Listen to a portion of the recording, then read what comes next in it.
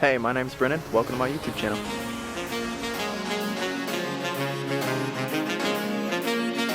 I regret the decision very much.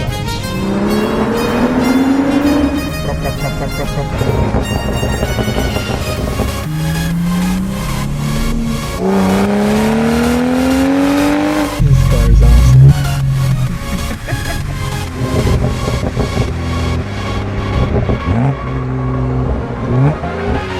Terrible. I recommend this to anybody.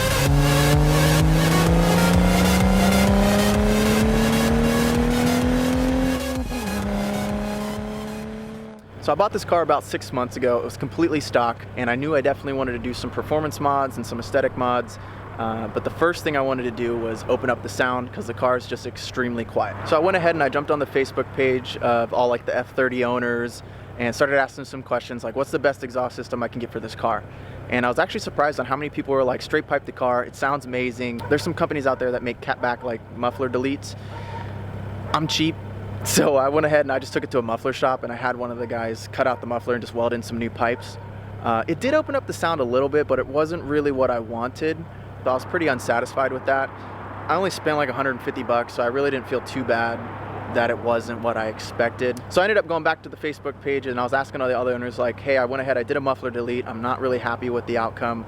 You know, I'd still like to get some more sound out of this car. And I had a couple people say, well, why don't you just get like a catless downpipe or a performance catted downpipe? I knew I wanted to get the car tuned eventually, whether it was stage 1, stage 2, or a custom tune. So I was like, okay, yeah, I'll go ahead and I'll buy a downpipe. I ended up buying like a VRSF downpipe, catless downpipe. It was used. I got it for like 170 bucks, and I ended up selling my OEM one for like 120. So I spent like 50 bucks out of pocket for it, which I thought was a pretty good deal. And I had that installed. So I spent maybe $110 to have the guy install that.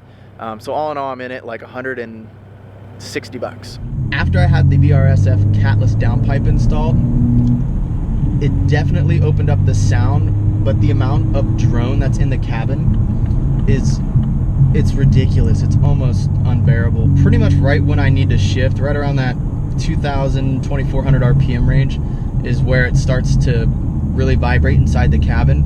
And I mean, it's really bad. It's to the point where like, not only is it just hard on your ears and kind of like you can kind of feel it, but like everything inside starts to shake. A lot of these little plastic pieces are rattling around and making humming sounds. But as soon as you start to drive 2,500 RPMs, you can hear the whole cabin just becomes a droning box. It's very annoying.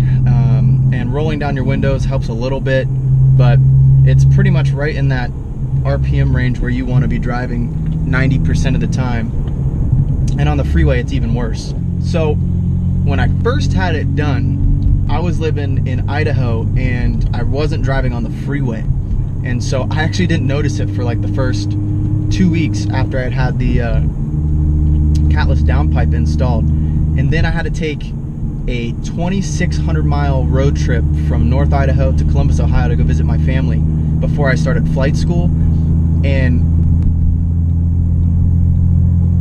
for 3 days straight, it was just this obnoxious droning sound.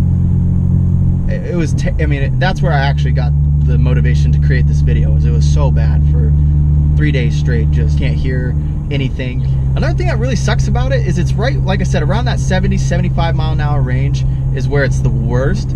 If you're going 60, 65, it's not really that bad, you can't tell, but you're going too slow, everybody's flying around you. And at 90 miles an hour, it's really not that bad, but then you're getting a speeding ticket. So it's kind of a lose-lose situation at this point. I will say, it's not all bad.